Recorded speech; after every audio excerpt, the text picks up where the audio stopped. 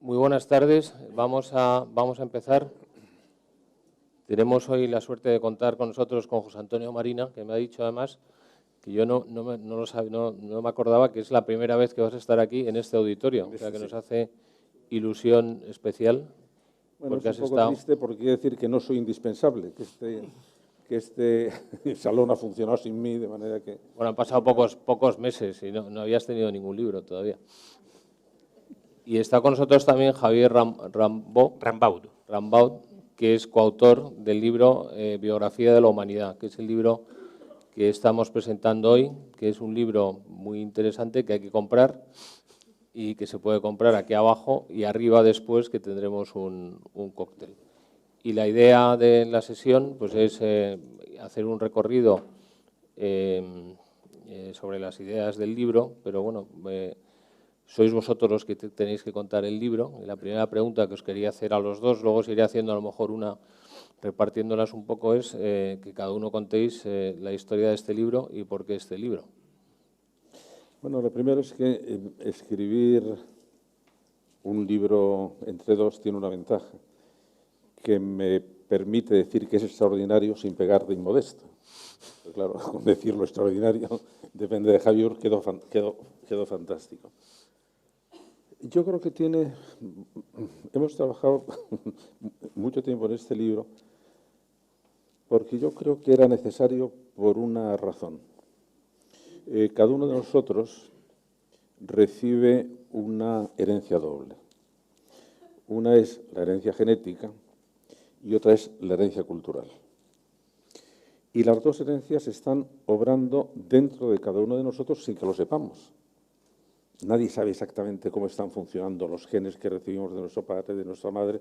Ellos están por su cuenta. Y lo mismo pasa con los genes culturales.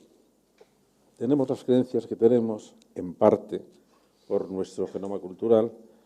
Tenemos los sentimientos que tenemos, en parte, por nuestro genoma cultural. Y entonces, el genoma biológico ya está descifrado. Y nos ha parecido que era importante que descifráramos también nuestro genoma cultural. Es decir, qué es lo que está actuando dentro de nosotros que depende de nuestra herencia cultural.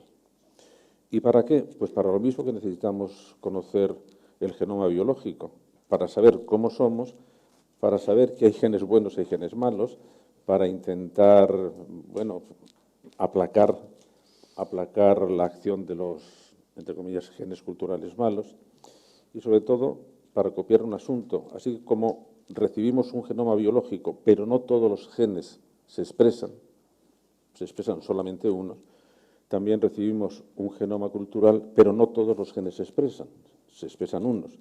Y en algunos momentos, algunos no especialmente buenos. Por ejemplo, ¿qué es lo que nos está pasando con la explosión de movimientos nacionalistas que hay en este momento en toda Europa? Que se están activando un tipo de gen cultural, que viene de muy lejos, y que entonces sí deberíamos saber, o sí deberíamos descifrar cómo funciona eso. ¿Por qué de repente aparece esta especie de efervescencia nacionalista? ¿De dónde proviene? ¿Por qué en este momento? Y eso nos parecía que era urgente, fundamentalmente para una cosa, que es para comprender el presente. Javier. Bueno, no voy a entrar en detalles tan intensos. Lo que sí puedo contar es que el libro empezamos a hablar, te lo he recordado antes, sobre este libro hace ya casi 12 años. La primera vez que me planteaste trabajar en esto. Yo me quedé helado porque dije, bueno, es una locura de estas de José Antonio, megalómana, porque intentar hacer una historia cultural de toda la humanidad, desde la prehistoria hasta el presente, en 400 o 500 páginas, a mí me parecía una labor imposible. Algo ha salido parecido a lo que habíamos pensado al principio, ¿no? Pero la primera vez me quedé, dije, bueno, esto es una locura, ya se le pasará, pero siguió insistiendo durante varios años y bueno, pues al final tuvimos varias posibilidades de organizar, porque te acuerdas que empezamos primero planteando un libro que era un estudio cultura a cultura, tratábamos de estudiar en cada cultura una serie de problemas idénticos y ver cómo esos problemas se habían dado y se habían solucionado de manera diversa en distintos momentos de la historia. Esto creo que se desconecta, ¿no? ¿No? ¿Se oye bien? Y luego optamos por la contraria, por organizarlo cronológicamente, que es el resultado final que ha habido, ¿no? Una explicación cronológica, quizá porque didácticamente es más útil y es más fácil de comprender que andar saltando de unas culturas a otras y exponer, pero no descartamos alguna vez hacer una versión del libro organizado por culturas y problemas y no cronológicamente. La dificultad que tenía la historia que queríamos hacer, primero queríamos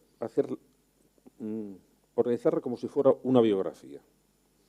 Cuando se hace una biografía se intenta describir la vida de una persona desde dentro, cómo ha tenido sus proyectos, cómo se ha enfrentado con la situación y cómo ha ido organizando sus proyectos vitales. Lo que queríamos es traspasar este modelo de biografía a una especie de sujeto gigantesco, que era la humanidad entera. Y si intentáramos contar la biografía de la humanidad, pero como contaríamos la biografía de una persona, que era cuáles son los problemas, cómo los resolvió, qué accidentes tuvo, qué triunfos, qué desastres. Porque así nos convenía, nos permitía algo que yo creo que en este momento es importante. Todos nosotros, todos los seres humanos, descienden de una única familia. Es decir, hace 90.000 años, unos grupos muy pequeños salieron de África y en relativamente pocos años, 40, 50.000 años, colonizaron todo el mundo. Pero según se iban separando, empezaron a crear culturas distintas y empezaron a no reconocerse. Y claro, el problema que tenemos es que, perteneciendo todos a una misma familia, nos hemos separado tanto que no nos entendemos. Y entonces empiezan los enfrentamientos de unos contra otros. Y que nos parecía que debíamos recordar que procedemos de una misma familia y que nos ha pasado como a familias que emigran de un sitio para otro, que al final, a la cuarta o quinta generación, pues ya hablan distinto idioma. ¿Por qué? Porque unos se han educado en Francia y hablan francés y otros se han ido a Estados Unidos y hablan inglés. Y ya no se entienden, pero son la misma familia. Y que el poder encontrar un método para contar una biografía desde dentro, no contarla como si fueran unos hechos ajenos a nosotros, sino cuáles son las pasiones que han estado moviendo toda nuestra historia, cuáles han sido las necesidades, los miedos, cómo se han enfrentado cada una de las culturas hacia ellos. Nos parecía que en este momento nos permitía recuperar esa idea de que formamos una única familia, pero muy mal avenida. Muy mal avenida porque continuamente nos hemos estado enfrentando, guerreando, matando, y entonces nos permitía intentar comprender, pero bueno, ¿y por qué esa belicosidad de unos contra otros? ¿Por qué esa agresividad? ¿Por qué nos hemos olvidado de que estábamos todos en una misma aventura? Y contarlo así es lo que realmente costó mucho trabajo, digamos, estilístico. Y esto como se cuenta para no perderse en los detalles, pero tampoco olvidar los detalles, porque si no, al final, si uno generaliza mucho, pues se puede uno encontrar como aquello que decían de un productor americano, que todos los guiones querían que se los resumieran en 5 líneas. Y entonces se presenta un guión diciendo, bueno, pues una mujer está casada, está descontenta con su marido y se enamora del médico del pueblo. Y dice, bueno, esto es Madame Bovary palabra por palabra. Bueno, pues claro, reducidos así, todo acaba siendo una especie como de... Yo os quería preguntar por la idea de... El título del libro es Biografía de la Humanidad. O sea, el sujeto es la humanidad. Ahora somos 7.000 y pico largos millones de personas. El otro día miré este dato porque es una cosa que siempre me ha resultado curiosa. ¿Cuántos seres humanos han vivido a lo largo de la historia? Creo que hay un estudio que dice que han sido 100.000 millones. pero claro, muchos de ellos vivieron muy poco tiempo. El 40% dicen también que no superó el año, o sea que realmente adultos pues no ha habido tantos. Y el otro tema es el tema de las culturas, porque el subtítulo es Historia de las culturas, pero la pregunta es ¿culturas o cultura? O sea, estamos hablando de una única cultura, o al final son culturas en paralelos. Hay un sentido de la historia de que de alguna manera estamos abocados a ser una única cultura, o ahora estamos viviendo una época un poco más complicada de esto con las guerras comerciales, y parece que lo que íbamos a converger en un gran proyecto de la humanidad, volvemos a esas familias que se juntaban y querían... La más difícil, te ha tocado la más difícil. Culturas y cultura, porque realmente son las dos cosas. Es decir, hay un texto que hemos puesto al principio, el de Robert Bella, que dice algo así como en un sentido significativo, todas las culturas son una, porque en el presente algo le debemos a todas las culturas del pasado. Y es cierto, quiero decir, evidentemente hay diferencias culturales y hay grupos culturales muy diversos, pero todas responden a esquemas muy parecidos, a problemas muy similares, que es el planteamiento inicial. Realmente el título de Biografía de la Humanidad vino luego, o sea, lo que primero vino fue un proyecto de una historia de las culturas en la que tratábamos de analizar cómo se enfrentaban las distintas culturas a problemas muy parecidos en momentos muy distintos, ¿no? Y... ¿Cuáles han sido esos problemas? Porque eso lo tenéis bastante. Bueno, yo creo que eso realmente fue el método que nos ha permitido estar jugando en dos niveles distintos. Es decir, en un nivel del detalle y en un nivel de las grandes panorámicas, que es cuando se coge el final de las realizaciones, las culturas se diferencian mucho. Por ejemplo, el arte chino, el arte indio, el arte africano o el arte occidental, está claro, a simple vista se ve su dificultad, su diferencia. De manera que si nos quedábamos al final de las realizaciones, a lo mejor no podíamos comprenderlas todas. Pero, sin embargo, todas las manifestaciones del arte, como todas las manifestaciones de la organización política o de la organización familiar o de las religiones, o de los sistemas normativos, o de los sistemas jurídicos, que hay 12.000 registrados, todos tienen un punto de unidad, que es que se refieren a los mismos problemas. Y entonces, donde podíamos encontrar la clave para unificar todo ese saber absolutamente riquísimo, gigantesco, que no se puede, inmanejable, era, pero vamos a ver qué es lo que estaban intentando resolver. Y lo que están intentando resolver son, en primer lugar, cómo sobrevivir, en segundo lugar, cómo convivir bien, y en tercer lugar, cómo intentar mejorar las formas de vida. Y todo eso, en realidad, lo que es, bueno, lo que ha movido a todas las gentes en todas las culturas y en todas las épocas históricas ha sido una vaga aspiración, algo que no se sabía muy bien en qué consistía, pero que en todas las culturas se define con una palabra muy genérica, la felicidad. La gente ha querido ser feliz. Entonces ha cambiado la manera de concebir la felicidad, lo ha conseguido, no lo ha conseguido. Y al final lo que nos ha parecido es que después de estos milenios y milenios de cultura, en que lo que han ido, la evolución es afinando nuestras capacidades de tomar decisiones, afinando nuestra capacidad de comprender a los demás. Pero al final lo que se va diseñando es que si hay una especie de marcha progresiva hacia un modo, no de felicidad en que cada uno disfrutemos de una manera, sino un modo de situación social en que nos gustaría a todos vivir. Hace unos años tuvo mucho éxito la obra de un sociólogo americano, Fukuyama, que decía, el fin de la historia son los sistemas democráticos. ¿Por qué? Porque las sociedades están yendo hacia allí. Y entonces no es porque se termine allí, es porque hay una especie de convergencia. Nosotros nos ha parecido que había muchas más líneas de convergencia. Y por eso, una de las cosas que nos hemos atrevido a hacer es enunciar una ley del progreso ético de la humanidad, es decir, cuando la humanidad se la deja sola, es decir, se quita algunos obstáculos que hay, que son la pobreza extrema, el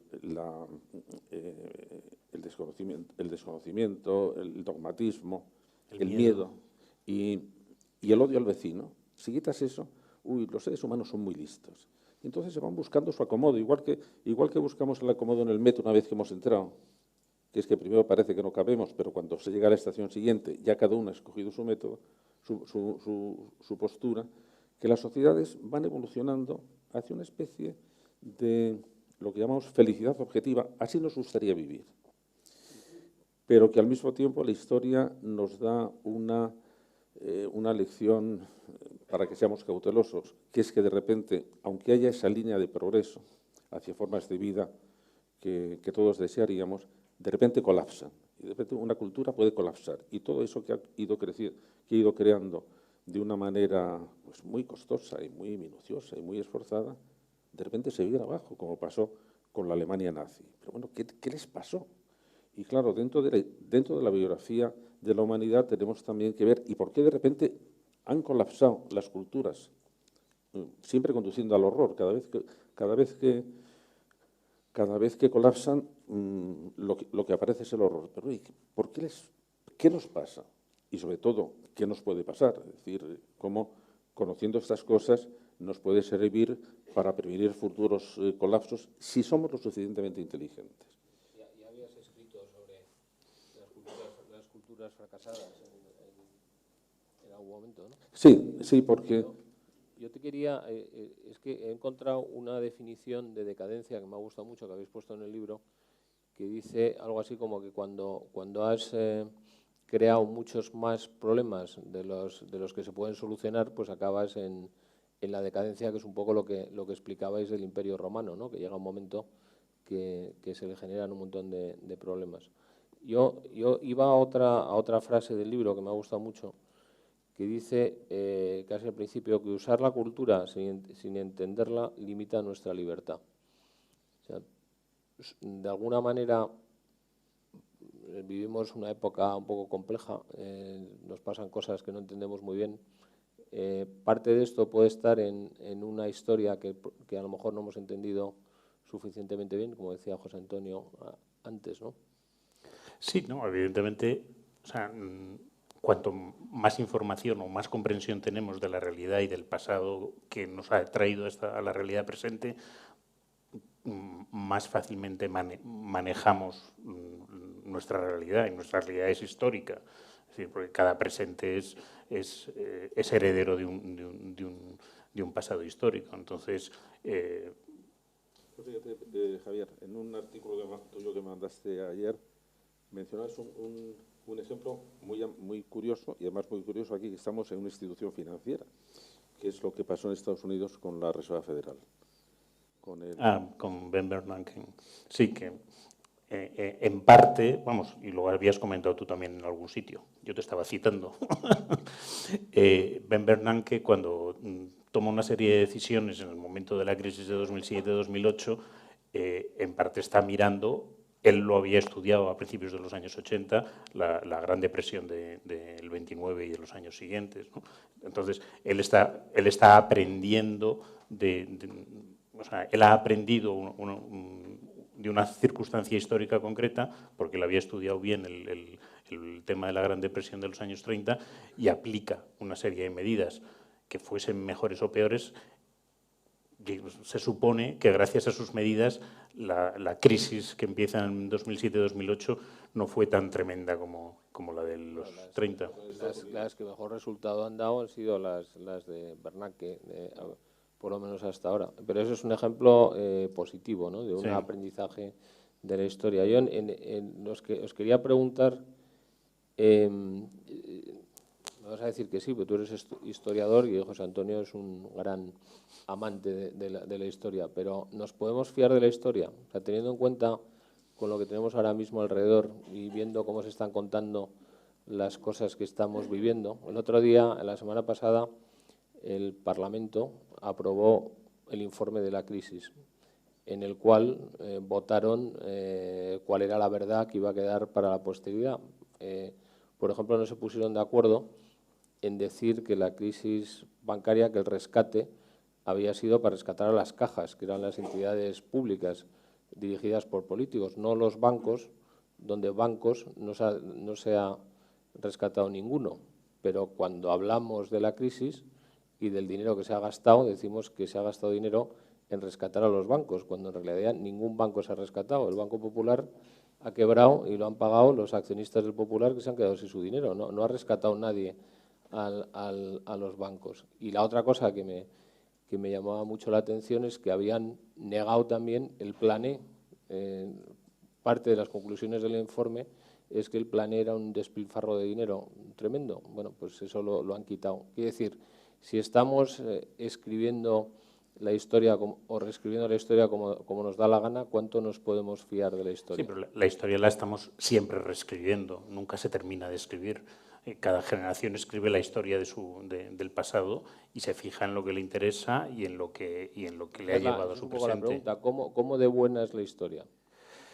Pues ¿Cómo de real? Depende de cómo de buenos sean los académicos y de cómo de bueno sea el sistema académico, y pasa lo mismo en ciencia. Quiero decir, pues es que la ciencia es más objetiva en el sentido de que hay unos experimentos que puedes comprobarlo, pero en historia, como en cualquier disciplina humanística, depende de la calidad del sistema que lo produce. Y es cierto que las instituciones académicas, por ejemplo, del mundo anglosajón o del mundo alemán, tienen un prestigio y generalmente los historiadores que producen dentro de ese sistema tienen un reconocimiento. La historia es un tipo de saber que se utiliza con mucha facilidad para otras finalidades. No es una ciencia, digamos, pura que se utiliza para conocer, sino que casi todos los regímenes políticos han intentado instrumentalizar la historia. En este momento lo estamos viendo en España. Es decir, cuando criticamos, por ejemplo, la diferencia en el enfoque de ciertos hechos históricos de libros de texto que hay en Cataluña, o en Valencia, o en Castilla, lo que se está ahí diciendo, no nos estás contando la historia, sino que estás utilizando una palabra que a mí me parece absolutamente perversa, que es, estás utilizando el relato. Entonces, no, se han adueñado del relato. Bueno, se han adueñado del relato. El relato no es la historia. El relato es, ¿y cómo cuento yo la historia? La historia tiene que basarse en hechos, en documentos, en el reconocimiento de la complejidad. Por eso el cuerpo humano tiene 30.000 genes. ¿Cuántos genes tendrá nuestro genoma cultural? Pues tiene muchos. Tiene muchos que van interaccionando entre ellos. En este momento, por ejemplo, un caso muy curioso. ¿Cuál es el genoma que ha producido el éxito de Vox en Andalucía? Pues se puede precisar bastante bien. Se puede precisar porque son líneas de influencia que han convergido en un movimiento social que cada uno había venido por diferentes caminos. Es decir, exactamente qué tiene que ver el ir en contra de la ideología de género con defender a los toros. Pues hombre, no tiene nada. No tiene nada si eso lo coges por separado.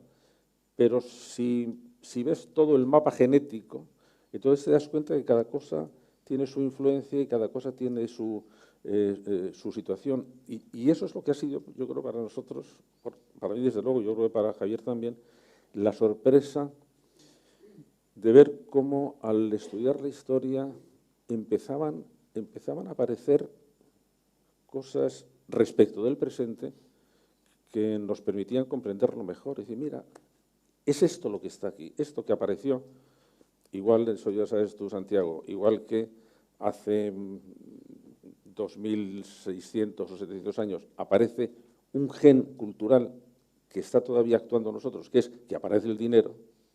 Entonces dice, bueno, pues el dinero está todavía funcionando. Sí, sí, está funcionando. Y es un gen que está desde hace 6.000 años. Y está ahí, sí. Bueno, ha ido teniendo, como los genes ha ido teniendo evoluciones, se ha complicado, no se ha complicado, pero ahí está presente. Y posiblemente no nos vamos a poder separar de él, igual que no nos podemos separar de parte de nuestro genoma.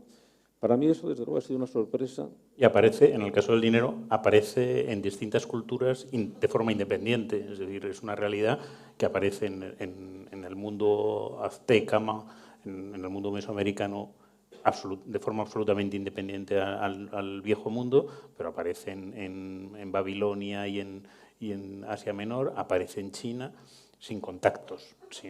O sea que sucede lo mismo con la escritura y con otra serie de elementos culturales. Algunos derivan de una necesidad biológica, de comunicarse, de intercambiar, pero otros no tendría por qué ser así. De esto un poco quería preguntaros. Mencionáis en el libro, le ponéis en las citas previas del libro a Ortega, cuando habla de la doble condición, lo ha comentado José Antonio, del ser humano como doble naturaleza, el centauro ontológico que decía. Y decís en el libro, o proponéis en el libro, que la biografía de la humanidad que planteáis es una forma de comprendernos a nosotros mismos. Todas estas cosas que hemos ido produciendo en el pasado, estas instituciones o estas creaciones, como el dinero, como la propiedad privada, como la dignidad del ser humano o las formas de gobierno, pues nos han dado forma. Aquí la cuestión es, vuelvo un poco a lo de antes, esa forma viene dada porque nos hemos creído, en parte, una historia de esas instituciones y pensamos que las cosas son así. La pregunta fundamental de vuestro libro es la pregunta kantiana que resume todas, ¿no? ¿Qué es el hombre? O sea, al final, ¿cómo, después de haber pasado por todas esas investigaciones y haber hecho todo este trabajo, cómo responderíais a esa pregunta tan fácil que te estoy haciendo, José Antonio? Entonces, ahora te recuerdo la anécdota de una niña pequeña, de 8 años, que está dibujando y su madre le pregunta, oye, James, ¿qué estás dibujando? Y la niña dice, pues estoy dibujando a Dios. Y la madre dice, pero ¿cómo vas a dibujar a Dios si nadie sabe cómo es? Y la niña, con mucho desparpajo, dice, pues lo van a saber dentro de 5 minutos. Bueno, si lees el libro te enteras de lo que es. No, yo quiero que me lo contes. De hecho, el último capítulo se titula Esto es el ser humano, que es como el punto de llegada. Pero fíjate, ahora estamos en un momento que yo creo, esto lo explico yo porque es más el terreno mío que el terreno de Javier, porque es el terreno que está lindando más con la psicología y con la biología.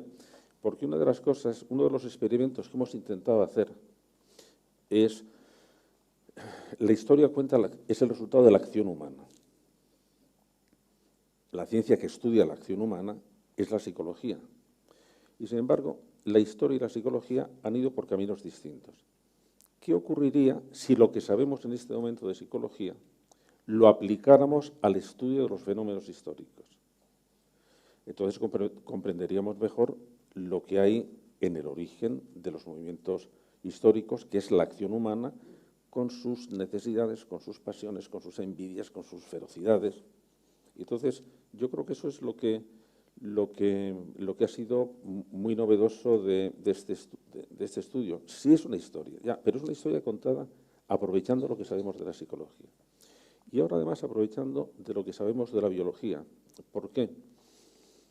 Porque lo que nos está diciendo la biología en este momento es que cuando se establece, para quienes estén más interesados, es lo que en este momento se denomina efecto Baldwin.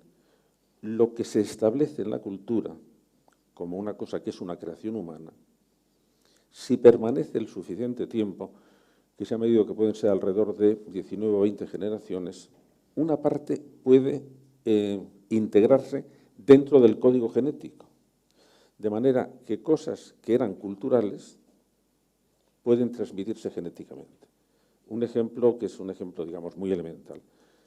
los seres humanos adultos son intolerantes a la lactosa, de manera que nosotros no podemos beber leche. Y así ha sido durante millones de años. Sin embargo, hace 6.000, 7.000 años, los seres humanos domestican las vacas, o domestican la ganadería, y disponen de una fuente de alimentación muy segura y además fácil de acceder, que era la leche. Y entonces empiezan a beber leche. Y resulta que hay, de la costumbre o de la posibilidad de beber leche, se va cambiando nuestra tolerancia a la lactosa. Y nuestra tolerancia actual a la lactosa es un componente genético que es el trasunto de un hecho cultural, que es que se inventó la ganadería. Y todo eso hay por lo menos 100 genes que se ha visto que dependen, que son traducciones genéticas de fenómenos culturales.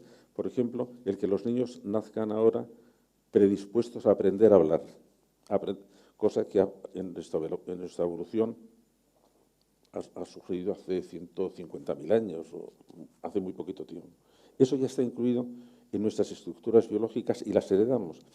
Entonces, lo que podemos saber, y eso es un problema que en este momento tenemos, es si cambiamos la cultura, parte de esa cultura va a reflejarse genéticamente y transmitirse genéticamente. Y esto es fabuloso. Esto es fabuloso porque, por una parte, te da miedo y, por otra parte, nos ofrece unas posibilidades realmente tremendas. Quería hacer una pregunta. La siguiente es mucho más complicada todavía. Esta era la fácil, porque sé que además es un tema que a ti te interesa muchísimo, que tiene que ver con algo que estamos viviendo ya, que es el posthumanismo. Yo creo que en las últimas semanas se ha sabido que en China ya han hecho algún experimento real con alguna manipulación genética seria en seres humanos y que está funcionando, o por lo menos eso dicen. Y de alguna manera el problema de la pregunta, ¿qué es el hombre?, viene cuando empecemos a... Javier no ha contestado todavía qué es el hombre. Así que... Ahora ya es qué era el hombre, con el posthumanismo. ¿Qué era y qué va a ser? O sea, ¿cómo va a incidir todo esto en...? No. Bueno, puede contestar Javier a qué es el hombre si quieres y luego pasamos a la... No. Adelante. Sigue con el posthumanismo, que si no Sí. nos vamos. No, es que fue una de las razones para hacer el libro. Es decir, ahora se empieza a hablar de que vamos a una poshumanidad, que vamos a una transhumanidad, se le pone fecha, será alrededor de 2040 o 2050, va a aparecer la singularidad, que es que va a aparecer una nueva especie humana. Y decir, bueno, antes de decir adiós a la especie humana, vamos a ver si entendemos cómo es, a ver cómo ha llegado hasta aquí, cómo han jugado la inteligencia, cómo han jugado las pasiones, cómo han jugado las instituciones, antes de lanzarnos un poco sin saber ciegamente a una especie de, ahora viene otra nueva especie. ¿De qué se está hablando al hablar de nueva especie o de especie mejorada? Tiene dos vías. Una es la vía de mejora genética, que es lo que están haciendo en China, que ha sido muy arriesgado y muy torpe, pero que antes o después será con seguridad. Y entonces, igual que ahora los padres pueden elegir el sexo de sus niños, pues podrán elegir muchas más cosas, y esa es una vía. Y la otra vía es qué va a pasar en una sociedad donde desembarquen de una manera masiva y barata sistemas muy potentes de inteligencia artificial. Entonces el problema va a ser, ¿y quién va a tomar las decisiones? ¿Las van a tomar quien posee el conocimiento, que van a ser los sistemas de inteligencia artificial, o va a ser el ser humano? Y yo creo que ese es un poco ahí donde termina el libro, es decir, que estamos en esa encrucijada, y que entonces por eso tenemos que saber cómo hemos llegado hasta aquí, no sea que vayamos a tirar al niño con el agua del baño. Vamos a ver cómo se han ido trenzando todas las cosas que para nosotros son realmente importantes. Podemos prescindir de ellas, podemos cambiarlas. ¿Qué hacemos? ¿Cómo la tecnología, cuando empieza la tecnología entra en el mundo y lo va cambiando? Bueno, las tecnologías de la inteligencia artificial son una nueva tecnología ¿estamos capacitados para hacerlo? ¿Cómo deberíamos formar a nuestra gente joven? ¿Qué es lo que hacemos? Y para eso yo creo que sí, la historia nos proporciona una experiencia muy rica, bueno, y además, sea rica o sea pobre, es la única experiencia que tenemos, de manera que o lo sacamos de ahí o no tenemos otra fuente de información. Que era un poco lo que nos preocupaba siempre, es cómo conseguimos que los datos que tenemos de la historia nos sirvan para sacar conocimiento y un conocimiento aplicable. Y para entender lo que decíamos antes, ¿no? Para entender qué es el ser humano. Entonces, para tomar decisiones de si se debe o hasta qué punto se debe o cómo se debe limitar este tipo de experimentos de los que hablábamos genéticos, tienes que conocer realmente cuál es la esencia del ser humano, si es que la hay, si es que hay una esencia o es una esencia cambiante históricamente, porque también puede ser eso, ¿no? Pero fíjate, un tema que eso lo ha estudiado más Javier. Hay un periodo, en este momento, en el presente, tenemos una postura un poco ambivalente respecto de las religiones. En este momento se da una visión de las religiones, pues que nos centramos, por ejemplo, en la religión islámica y no en la religión islámica, en la yihad, en el enfrentamiento. Y entonces yo recuerdo una conversación con José Saramago después del ataque de las Torres Gemelas, que él escribió un artículo que se llamaba Dios tiene la culpa de todo. Y yo le dije, oye, José, vamos a ver primero a estudiar qué función han tenido las religiones a lo largo de la humanidad. No te quedes en este último, digamos, anécdota, porque es que las religiones han estado presentes en toda la historia de la humanidad, en todo tiempo y en toda cultura, siempre. ¿Y esto por qué? ¿Y qué función ha tenido en la humanización de la especie humana? ¿Por qué esa insistencia? ¿Realmente era una cosa peligrosa? ¿Era una cosa destructiva? ¿O al contrario? ¿O ha servido para establecer una serie de propiedades, de relaciones, de actitudes de la especie humana, que en su origen es que éramos muy poquita cosa, éramos unos primates listos que nos pusimos de pie. Y claro, el ver cómo eso las religiones han ido también moldeándolo, y eso se ve muy bien cuando estudias. Sí, porque han tenido todos los efectos, han tenido desde efectos sumamente positivos hasta efectos muy, muy negativos. Y ejemplos en la historia y todos los que queramos de efectos positivos y de efectos negativos. Que podamos hacer un sumatorio de todo aquello y hacer un cálculo, eso es imposible, ¿no? Por ejemplo, Javier, porque eso lo has estudiado. Cuando estamos hablando de que hay un momento especialmente decisivo en la historia de la humanidad, que es la era axial. ¿De qué va la era axial? Sí, la era axial es un concepto que introduce un filósofo, Karl Jaspers, justo después de la Guerra Mundial, que se refiere a una época relativamente corta en términos históricos, que viene a ser dentro del primer milenio antes de Cristo, aproximadamente entre el siglo VIII y el siglo III antes de Cristo, unos 500 años, en el que coinciden en todo el mundo fenómenos relativamente parecidos, ¿no?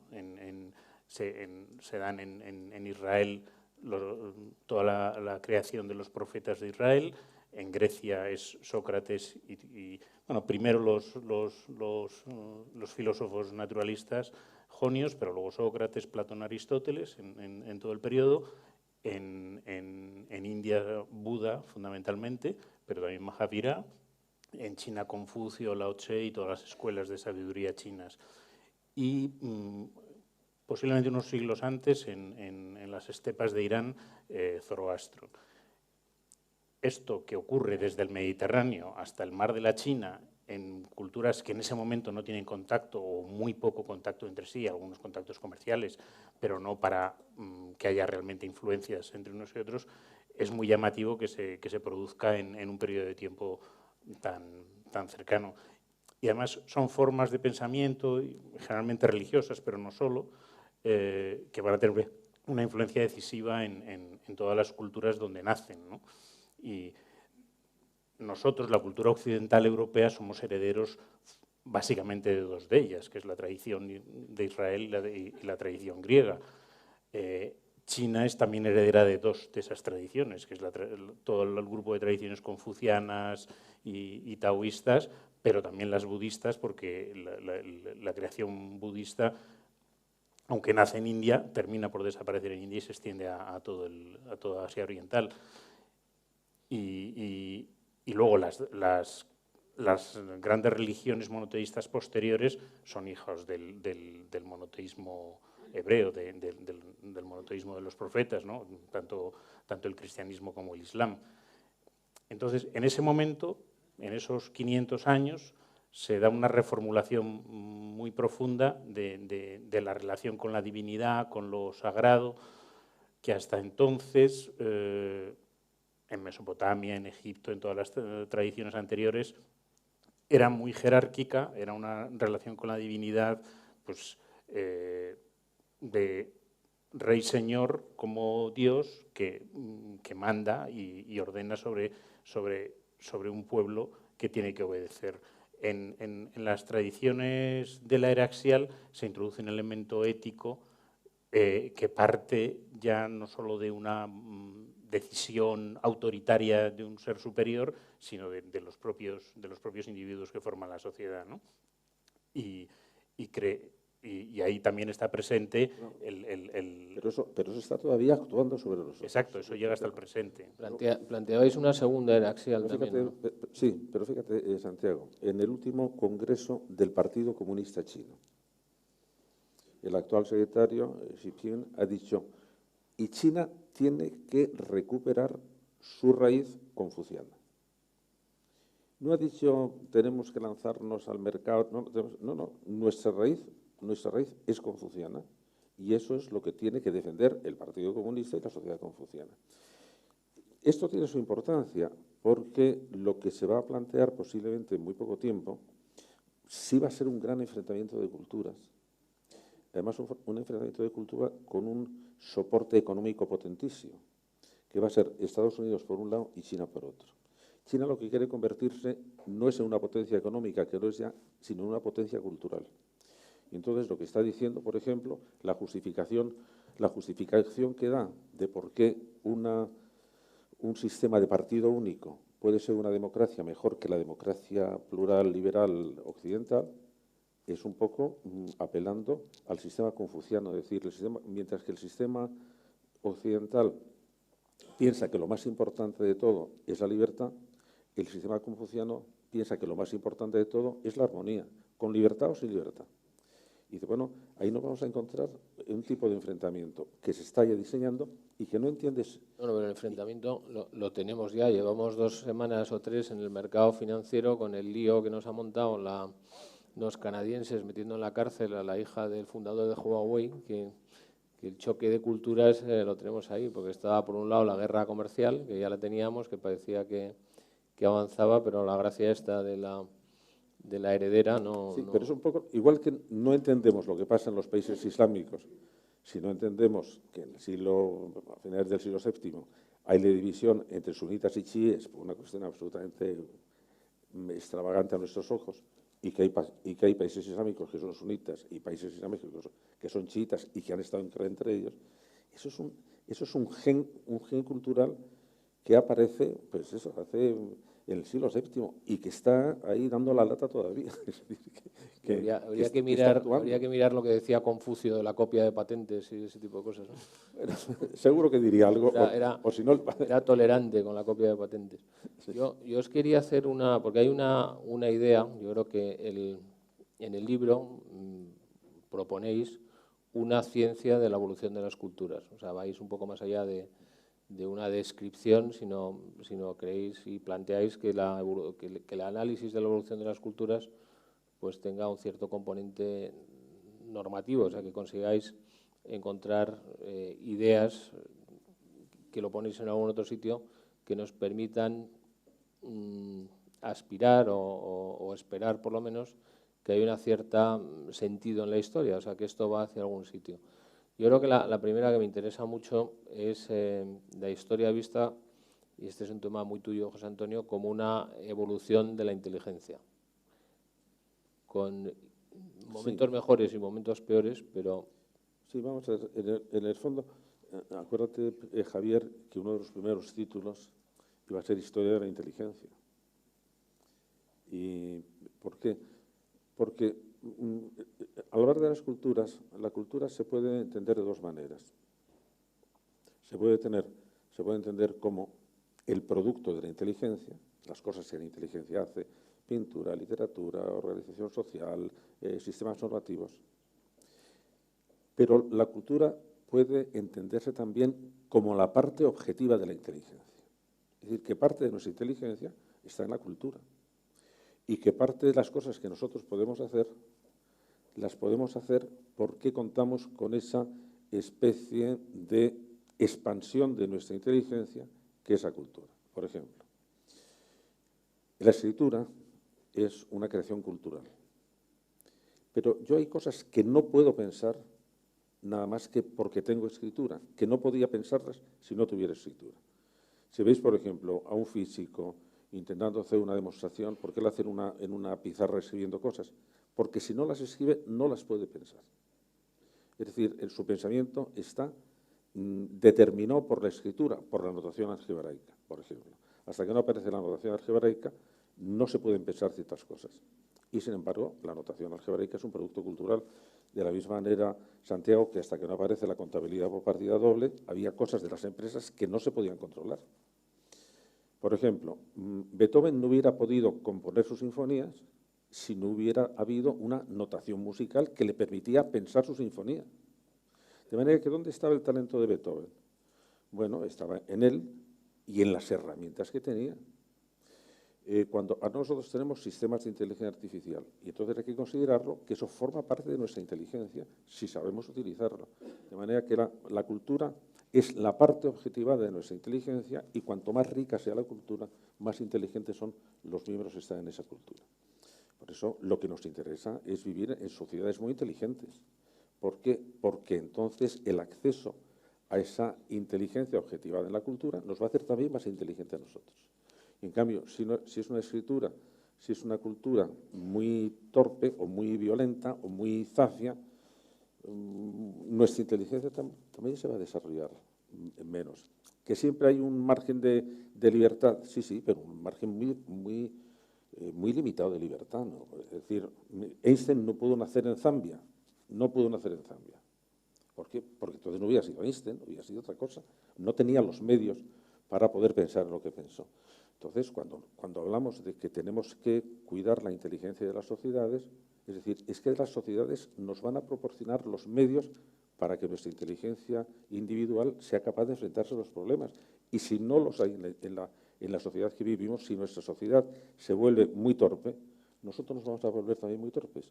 Y esa especie de balance hizo que al final estábamos haciendo una historia de la inteligencia, pero de la inteligencia que está moviéndose y expandiéndose en modos inteligentes de resolver los problemas, que son, por ejemplo, las instituciones.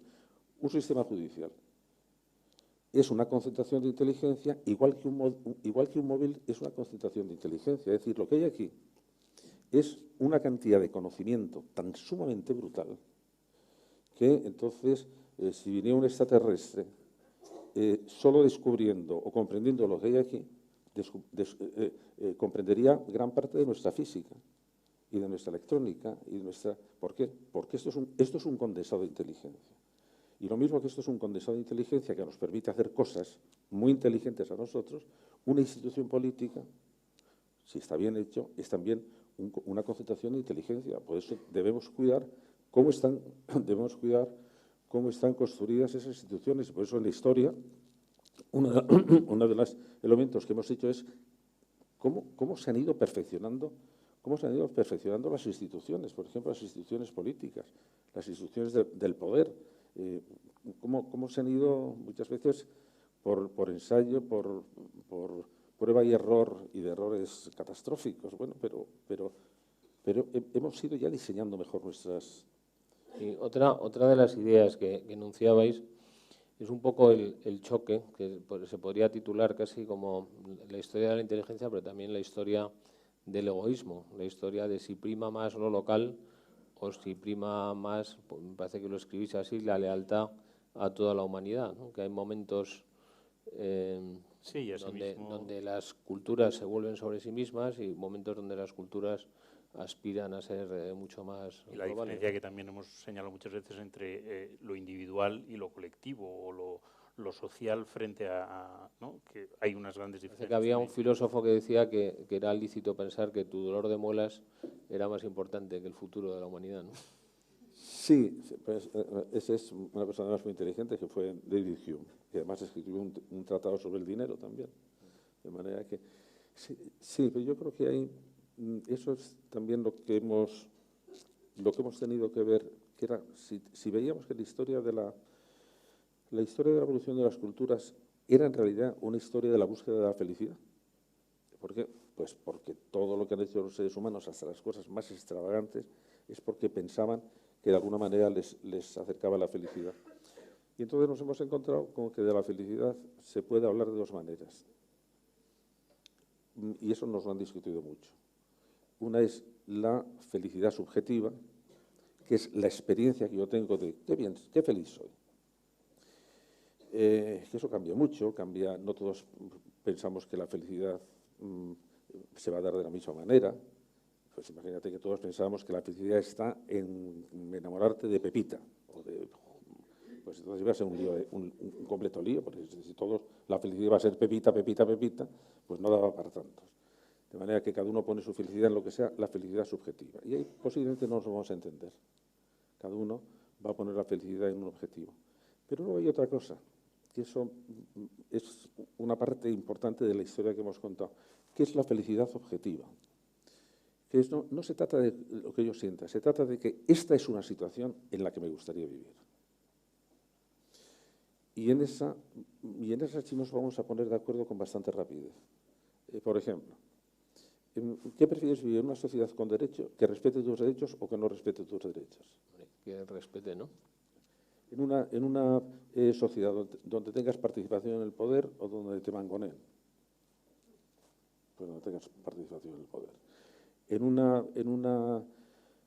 situación donde estés informado de lo que pasa o donde no estés informado, donde estés informado. Donde haya reglas de tráfico, donde no haya reglas de tráfico. Donde tengas seguridades jurídicas o donde no tengas seguridades jurídicas. No, yo quiero vivir en esa. Entonces, esa es una situación que podemos decir que es objetivamente feliz porque me gustaría vivir ahí.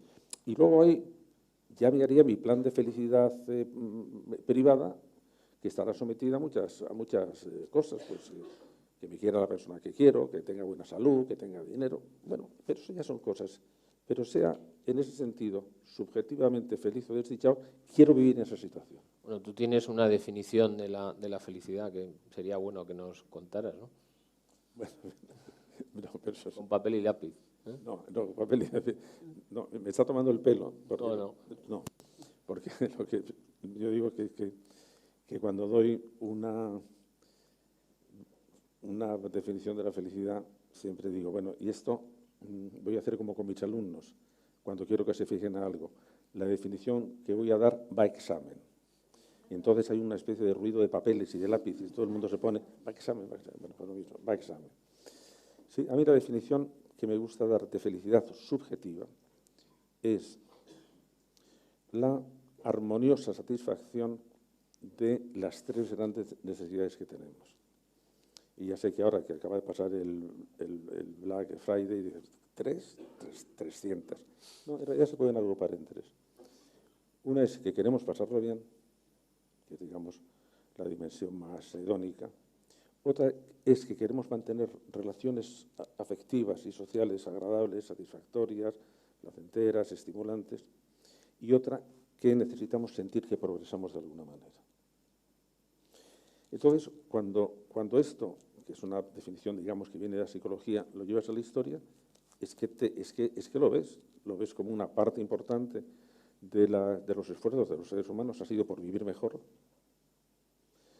otro ha sido por establecer sistemas de convivencia lo más armoniosos posibles, y otra, una especie de incesante afán de inventar cosas nuevas, de progresar, de sentirse, de hacer grandes proyectos, bueno, y esas tres cosas muchas veces entran en colisión, y por eso lo de la armoniosa satisfacción, que es que muchas veces para tener el bienestar tienes a lo mejor que prescindir de parte de las relaciones afectivas, o al contrario, para mantener las relaciones afectivas tienes que perder parte de la comodidad, o para trabajar en grandes proyectos tienes que perder parte de los dos, y siempre estamos intentando ver cómo todo eso se puede coordinar. Y una parte de la historia es esto, hay desajustes, de repente, ¿qué pasa con la época industrial? Pues en la época industrial progresamos mucho, o se progresó mucho en unas cosas y se dejó de progresar en otras, porque parte de la cultura rural se deshace al pasar a las ciudades industrializadas. Pues esa especie de a ver cómo podemos hacer todo esto compatible de la mejor manera posible, pues eso parte también lo vemos en la historia. La historia se ve que ha habido experiencias que parecían que iban a ser buenas y que después fracasaron. Otro título posible, y yo creo que desde luego lo tenéis como uno de los puntos a los que tiene que aspirar esa ciencia de la evolución de las culturas, es el progreso ético. O sea, estamos hablando también de alguna manera de una historia de la ética. De una historia del progreso ético que se supone que no tiene fin. José Antonio ha enunciado la ley del progreso ético de la humanidad, que es como un punto de llegada, pero no sabemos lo que nos depara el futuro en ese sentido, ¿no? Porque, por lo que hemos estado hablando antes del transhumanismo, etcétera, las circunstancias pueden ser muy cambiantes. ¿Hay un progreso ético? Yo sinceramente creo que sí, es decir, lo hemos hablado más de una vez. Yo he notado un punto de pesimismo en el final de la historia de la ética, de la evolución y el progreso ético. ¿Es un final feliz? Bueno, el final no lo conocemos. Bueno, ya lo sé, pero que después de haber estudiado todo lo que habéis estudiado, ¿qué creéis? No, lo que pasa es que hay que ser prudente, porque si haces un enunciado de un futuro feliz y todo va a ir bien, te arriesgas a que pasen cosas como han pasado. No te lo curras. No, y te arriesgas a que pasen cosas, ¿no? O sea, Alemania en los años 30 era posiblemente la nación más culta y más rica y más poderosa, o una de las más poderosas de Europa, y pasó lo que pasó. Entonces, este tipo de cosas pueden volver a pasar. Es más difícil cuando ya han pasado una vez. Quiero decir, todos estos miedos que hay actualmente a que vuelvan a decir, una situación parecida a la de los años 30, yo creo que gracias a esa vacunación que tenemos de los años 30 es más difícil que vuelva a suceder, pero la amenaza sigue, evidentemente, y las cosas se pueden volver a descomponer. Entonces, a lo mejor el pesimismo es eso, es más un punto de realismo de decir, somos optimistas en el sentido de que yo creo que sí hay un progreso ético, es decir, cosas que en el pasado se veían como éticamente neutrales, ahora se consideran negativas. Entonces, aunque se sigan produciendo. Entonces, ahí hay un nivel de progreso, ¿no? Sí, a mí me parece además que es que hay datos objetivos para ver que estamos en mejor situación que hemos estado nunca. Y vamos a ver. Hombre, que hay unas enormes diferencias, por supuesto, pero, por ejemplo, en los últimos 15 años han salido del nivel de la pobreza extrema cerca de 1.500 millones de personas. Son muchas personas. Hombre, que quedan 2.000 millones, sí, que esas 2.000 millones de personas están viviendo en situaciones terribles, por supuesto, pero han mejorado 1.500 millones. Entonces, ¿cuáles son los indicadores de que efectivamente estamos mejorando? Pues, por ejemplo, la longevidad. La edad de las personas está aumentando en todo el mundo. La salud. El número de niños que mueren al nacer está disminuyendo. La educación se está ampliando. Entonces, lo que sabemos es que había posibilidades de mejorar y había indicadores que nos permiten saber si estamos mejorando o no. El problema está en que se están enquistando zonas de muy mal, que se están quedando apartadas de todo esto. China se incorporó, la mayor parte de los estados de la India se incorporó.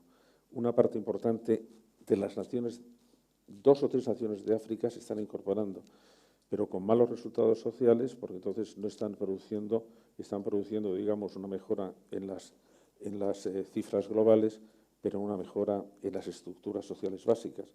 Entonces sabemos que los problemas tienen solución, sabemos cómo podrían tener solución, y entonces lo que tenemos que saber es exactamente cómo se puede hacer. Y vamos a poner a un caso histórico. Hay una página excepcionalmente inteligente de la historia de la posguerra, que es cuando Estados Unidos se encuentra con que ha generado una capacidad industrial absolutamente colosal, y ahora se encuentra que no tiene clientes. Europa ha quedado completamente destruida, y entonces sigue una política, que esa es una política que también Javier y yo le hemos intentado ir buscando ejemplos, que es cuando resuelves un problema, según la teoría de juegos, lo puedes hacer, puede ser un juego de suma cero, entonces uno gana y el otro pierde, o puede ser un juego de suma positiva en que los dos ganen. Entonces, ¿hacia dónde iría una situación, una historia inteligente? Hombre, vamos a ver si conseguimos resolver los problemas en un sistema de win-win, es decir, de suma positiva, es decir, que todos ganan. Entonces, ante esta situación, en Estados Unidos se le ocurre una decisión verdaderamente brillante, que es: voy a organizar un plan de ayuda económica a las naciones europeas. Y entonces ponen en marcha el Plan Marshall. ¿Por qué el Plan Marshall era una situación win-win? Bueno, porque ganaba Estados Unidos, que se abría los mercados, y ganaba Europa, que salía de la penuria que estaba después de la guerra. Digo, hombre, pues mira qué bien. Entonces se consiguió que el plan Marshall no fue una obra de caridad, fue una obra muy bien pensada, pero que ganaban todos. Vamos a ver, ¿no podríamos aprovechar la enseñanza del Plan Marshall para intentar resolver el problema de África? Que no es que nosotros vayamos a financiar a África, digamos, de una manera caritativa. No, vamos a hacerlo como una operación muy inteligente de ganar todos. Europa, todo el mundo occidental, incluida China, porque tiene una capacidad de producción gigantesca, y África, porque podría subir su capacidad de consumo y, por lo tanto, y también de producción. ¿Es viable? Sí. ¿Tenemos algún precedente? Sí, el Plan Marshall. ¿Cuál es la diferencia? La diferencia son las diferentes estructuras institucionales que hay en las naciones de África, que Europa, sí es verdad que es una comunidad destruida, pero con instituciones muy firmes. Y, en cambio, en África habría que ver primero cómo se construyen las instituciones que permiten ese tipo de cosas. Pero la historia nos da soluciones, o por lo menos nos propone soluciones que han funcionado y que, por lo tanto, sería muy inteligente por nuestra parte que aprendiéramos de ellas. Le dedicáis bastante espacio en el libro al siglo XX, al siglo pasado, donde pues hay de todo. Hay la historia del Plan Marshall, hay historias o experiencias mucho más negativas.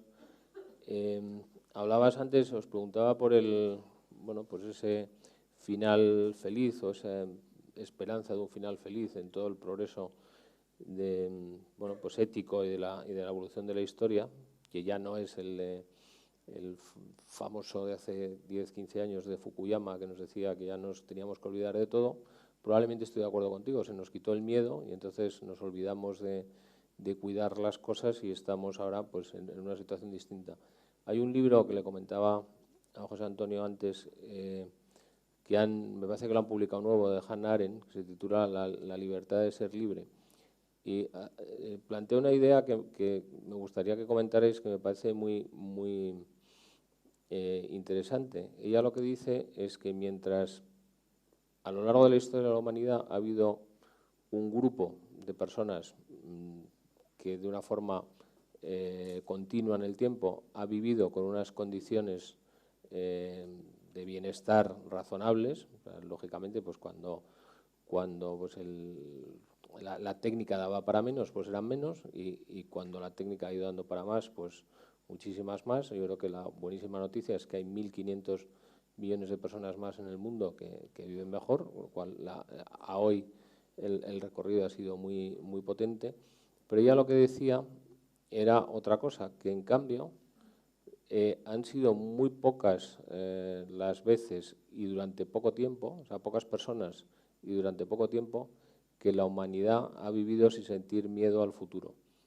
O sea, que en general la condición en la que hemos vivido los seres humanos ha sido por una gran preocupación por el futuro que hemos canalizado pues, por distintas vías, pero que probablemente lo que hemos vivido en los últimos años, que hemos experimentado pues, nuestra generación de tener una cierta tranquilidad, pues el habernos creído a Fukuyama durante un tiempo, pues que era una cosa extraña en la historia. No sé qué os parece, a mí la idea me parece interesante, no la había visto, y como nosotros vivimos todos los días enfrentándonos al miedo de nuestros inversores, y el miedo para nosotros es pues la realidad que vemos todos los días, y José Antonio además has escrito un libro, eres un experto sobre el miedo, pues me gustaría. Sobre el miedo, la humanidad ha vivido siempre con miedo a tres elementos fundamentales, y hasta hace nada, que eran el miedo a la peste, el miedo a la enfermedad, el miedo a la guerra,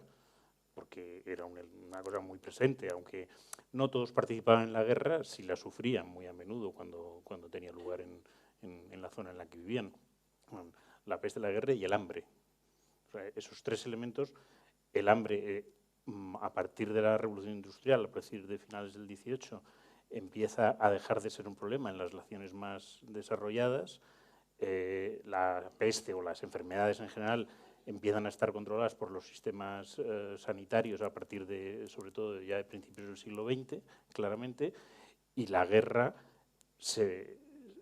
a pesar de la primera mitad del siglo XX, las guerras, el número de guerras y el volumen de guerras va disminuyendo o se concentra en zonas determinadas. Es decir, en ese sentido, sí hay un progreso, porque hasta el siglo XIX cualquier ser humano ha vivido con el temor a esos tres elementos. Bueno, y en el 20. Y en el 20, pero que ha ido disminuyendo a partir del 19-20 y es un logro relativamente reciente, ¿no? Ahora que en Europa hemos empezado con las tonterías de la Unión Europea, que si hay que ir a más Unión Europea o menos, el Brexit y demás, nos recuerdan los que inventaron la Unión Europea que la Unión Económica era una excusa.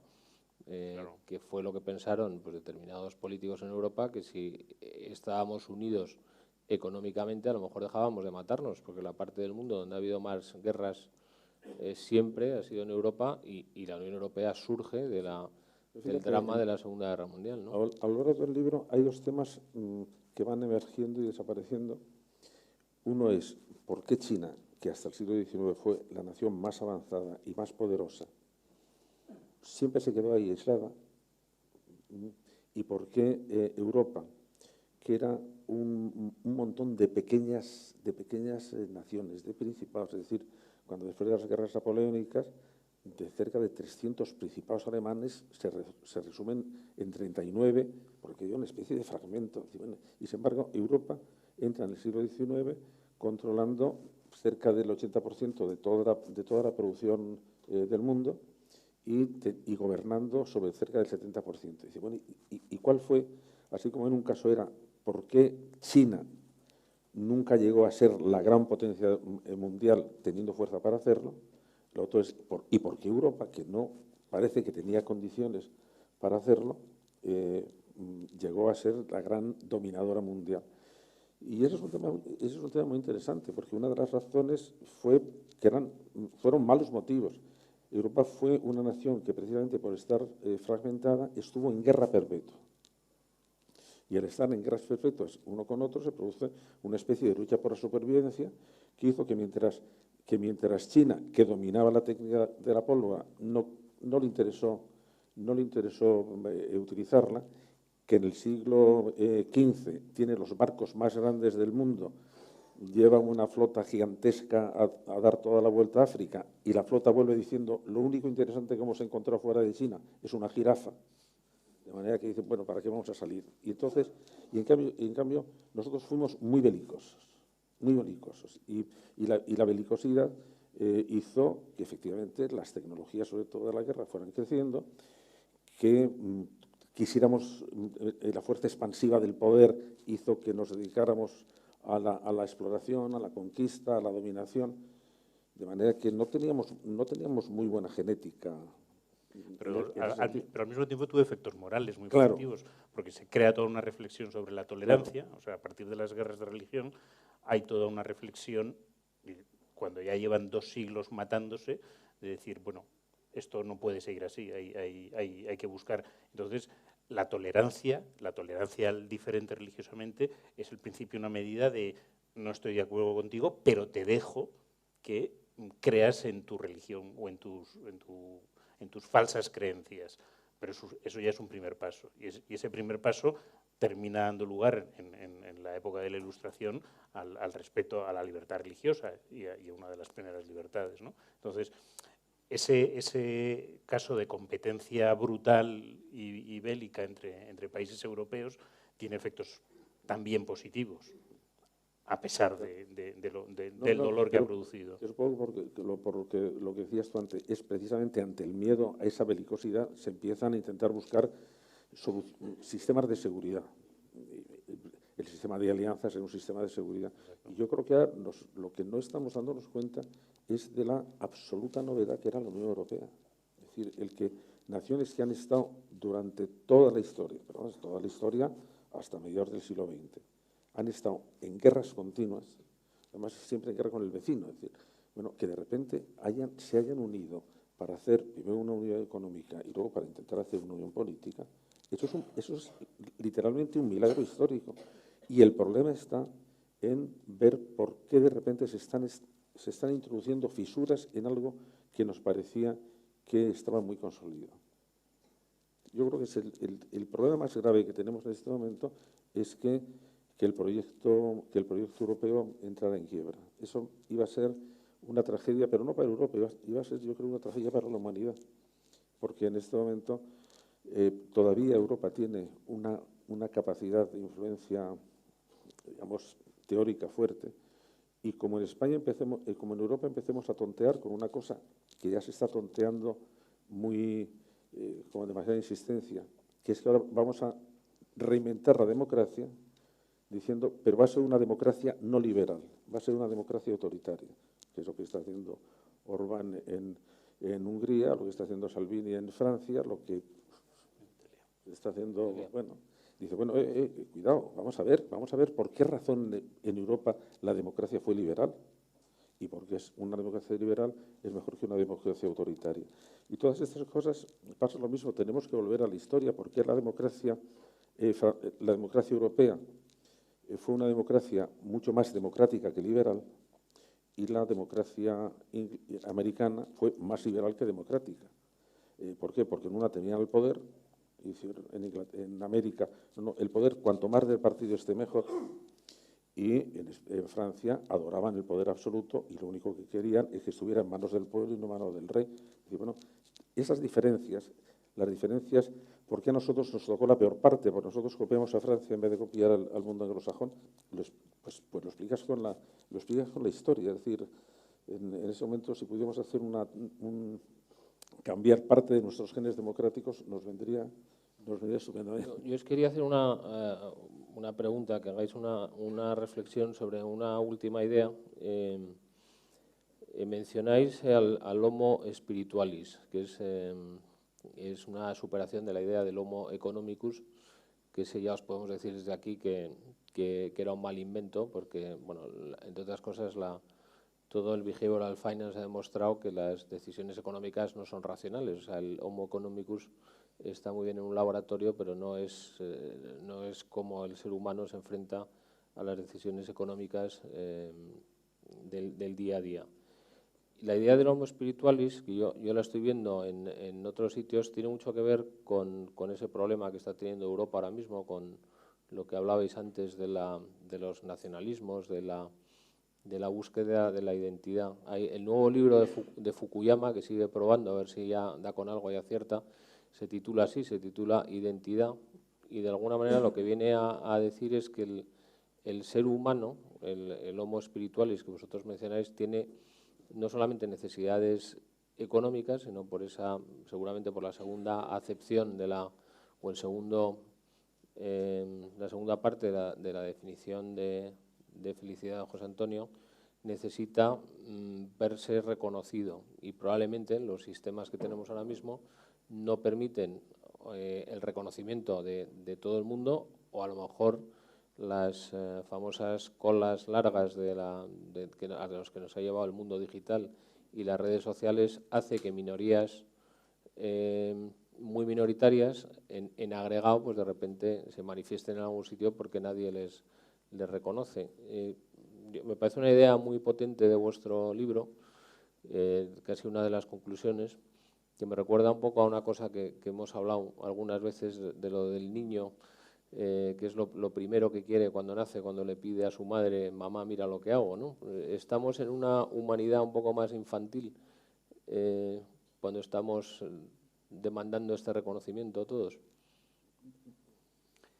A ver, bueno, son varias cosas. Espirituales yo creo que es un concepto muy genérico, ¿no? Porque no es solo espiritual en el sentido en el que tradicionalmente se ha entendido, sino espiritual en el sentido también de todas las aspiraciones humanas. O sea, como decías, no solo las puramente económicas o las que satisfacen las necesidades más básicas económicas, sino de autorrealización, de expansión, lo que explicaba José Antonio antes, de crecimiento personal o individual y de crecimiento social también, ¿no?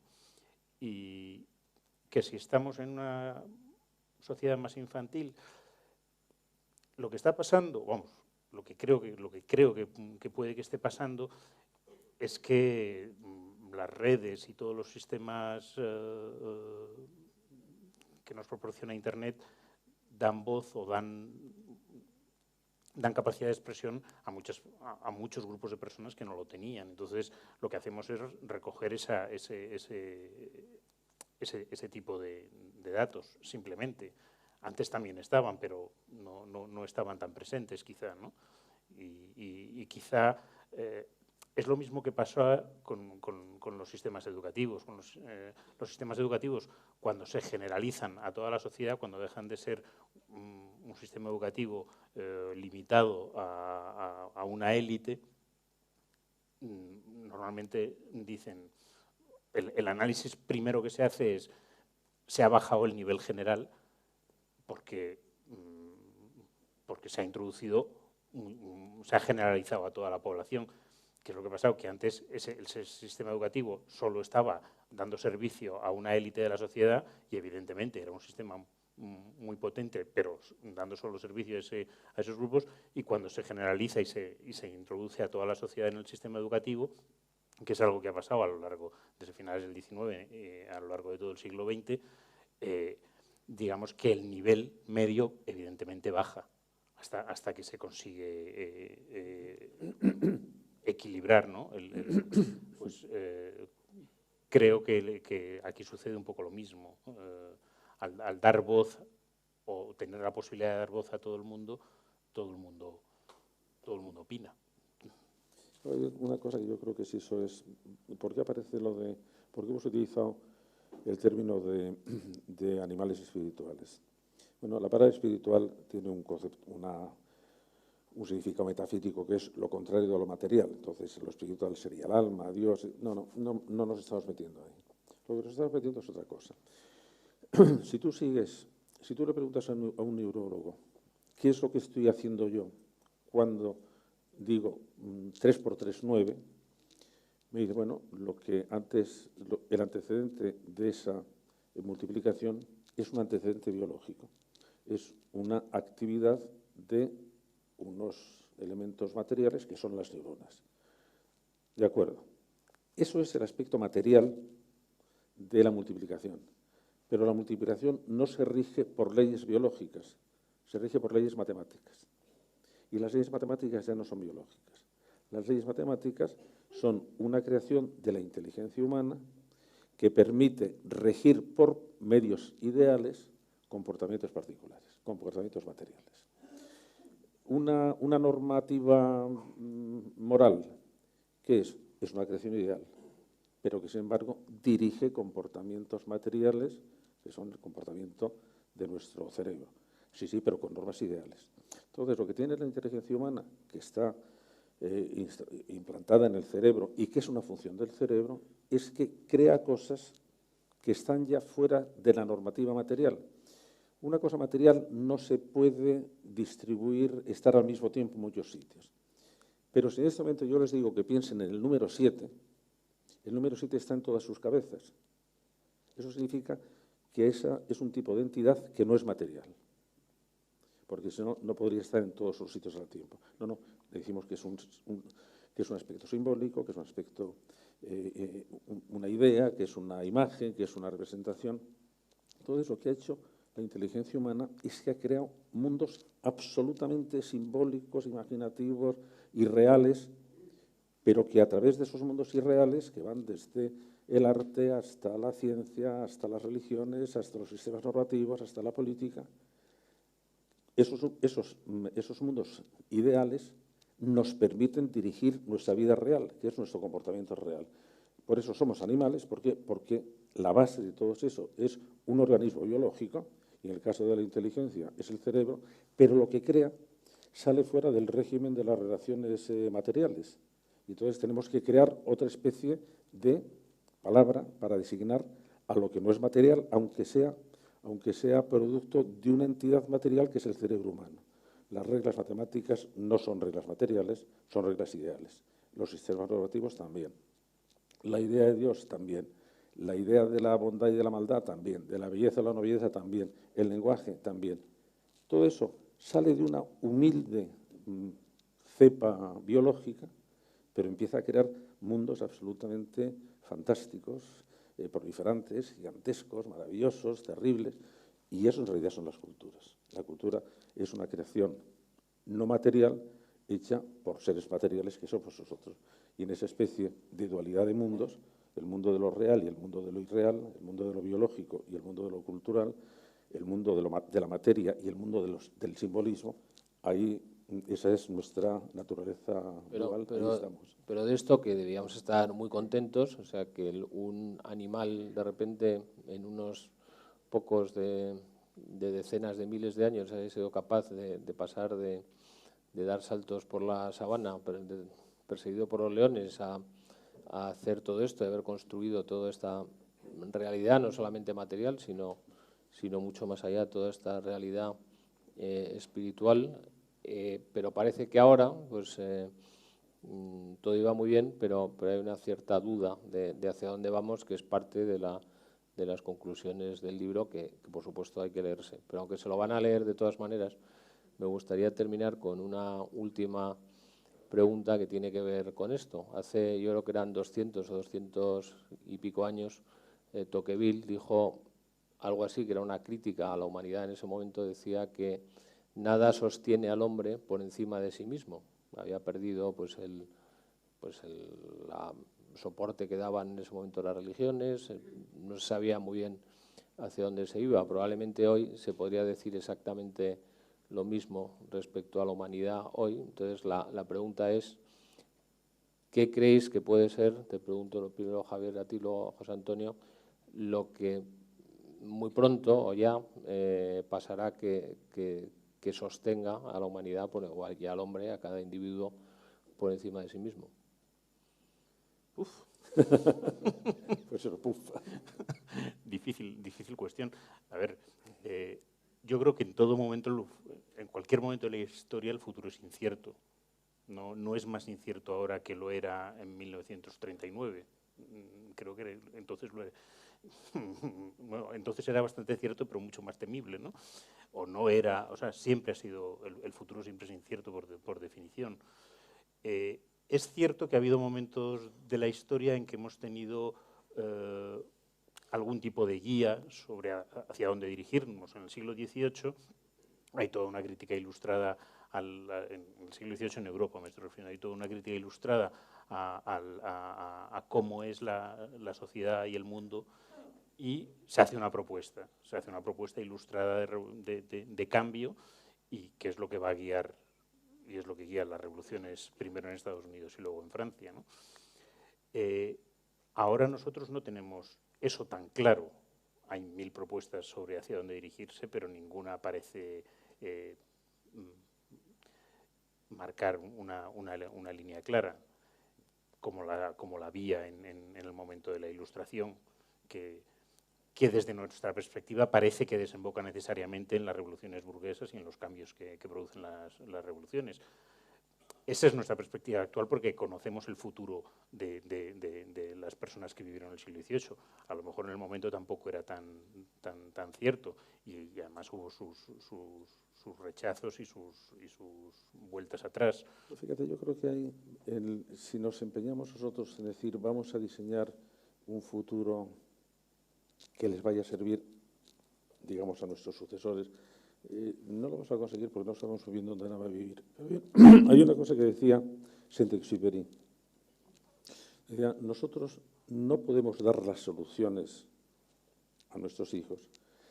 Sí podemos crear en ellos las capacidades para que den buenas soluciones cuando les toque el tiempo. De manera que yo creo que ahí lo que volvemos es a decir, vamos a ver, lo que necesitamos no es diseñar el futuro de nuestros hijos, lo que necesitamos es cómo debería ser la inteligencia de nuestros hijos para que supieran resolver muy bien los problemas, para que fueran capaces de diseñar utopías razonables, para que sepan aprender de la historia, para que sepan despertar la creatividad para hacer formas mucho mejores, mucho más dignas y mucho más brillantes de la vida humana. Vamos a intentar desarrollar esa inteligencia y luego dejarles que ellos lo sabrán hacer bien. Muy bien, pues a mí como me pasa siempre cuando estoy aquí con José Antonio, y ahora en este caso adicionalmente con Javier, pues se me pasa el tiempo sin notarlo, lo paso fenomenal. Espero que lo hayan pasado todos por lo menos la mitad de bien que yo, que eso ya sería muchísimo. Y tenemos un cóctel arriba, pero antes de subir me gustaría que les diéramos un aplauso fortísimo.